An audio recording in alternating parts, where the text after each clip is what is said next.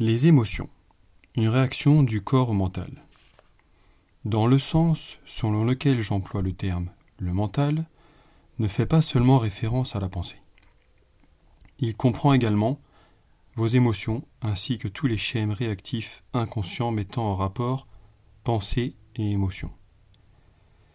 Les émotions naissent au point de rencontre du corps et du mental. Une émotion est la réaction de votre corps à votre mental, ou encore le reflet de votre mental dans le corps. Par exemple, une pensée agressive ou hostile crée dans le corps une accumulation d'énergie que nous appelons colère. Le corps s'apprête à se battre. La pensée d'être menacé physiquement ou psychologiquement occasionne une contraction dans le corps. C'est l'aspect physique de ce que nous appelons la peur. Les recherches ont prouvé que les émotions fortes peuvent même modifier la biochimie du corps. Ces modifications biochimiques constituent l'aspect physique ou matériel de l'émotion. Bien sûr, vous n'êtes généralement pas conscient de tous vos schèmes de pensée, et ce n'est souvent qu'en observant vos émotions que vous pouvez les amener à la conscience.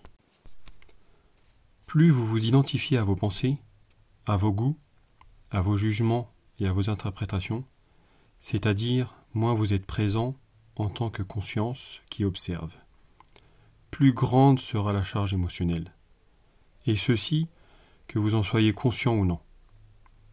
Si vous ne réussissez pas à ressentir vos émotions, si vous en êtes coupé, vous en ferez l'expérience sur un plan purement physique, sous la forme d'un problème ou d'un symptôme physique. Étant donné qu'on a écrit énormément sur ce sujet au cours de ces dernières années, nous n'avons pas besoin de nous y attarder. Un profond schème émotionnel inconscient peut même se manifester sous la forme d'un événement qui semble simplement vous arriver. Par exemple, j'ai observé que les gens qui portent inconsciemment en eux une grande colère et qui ne l'expriment pas sont plus susceptibles de se faire attaquer verbalement ou physiquement par d'autres gens pleins de colère, souvent sans raison évidente. Il émane de ces premiers une forte vibration de colère qui entre en résonance avec la colère d'autres personnes et qui la déclenche. Si vous avez de la difficulté à ressentir vos émotions, commencez par centrer votre attention sur le champ énergétique de votre corps. Sentez votre corps de l'intérieur.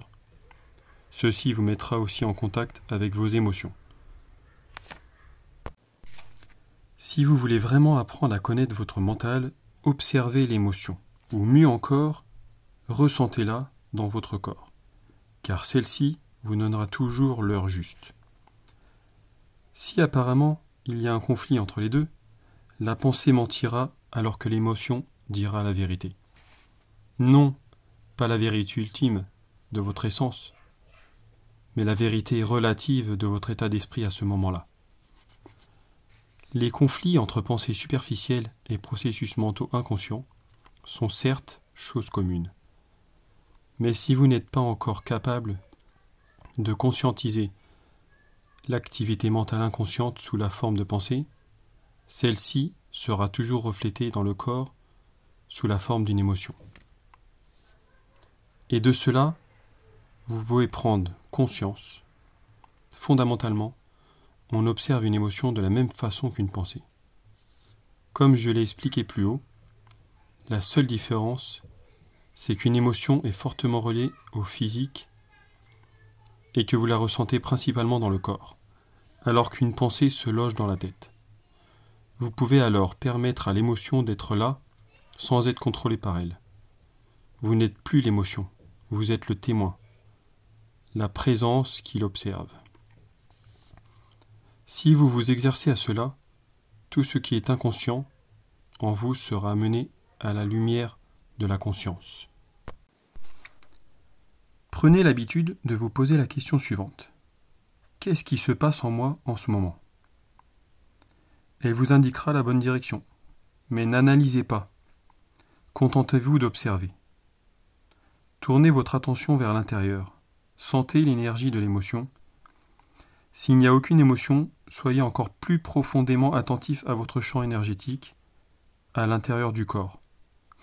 C'est la porte d'accès de l'être.